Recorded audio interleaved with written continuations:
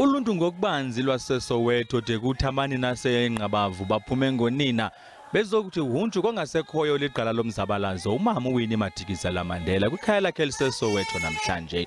Ukuba ebesaphila bija kugqiba iminyaka ama-86 ubudala.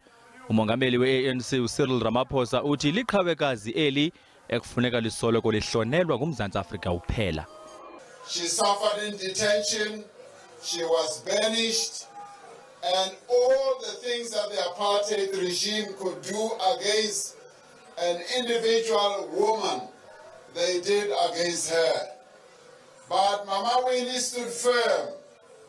She stood firm, never sold out, never weakened, and stood courageous, and she was a brave woman.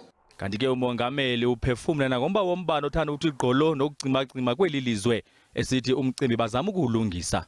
Electricity in our country has been a problem to all of us as South Africans since 2007, and we have been working in the recent period ukuthi Eskom must be fixed, and then a loss of a number of units, up to 50% of the capacity at Eskom just broke down.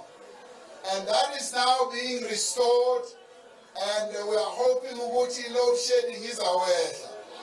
And I want to thank you for your patience. Abantu ngokubanzi bathi banethemba lokuba umongameli emva kotyelelo lwakhe eSoweto liyakuba khona nokutshintsho iphele i-load shedding. Ndingabongile Dumako kwindaba ze-SABC eSoweto.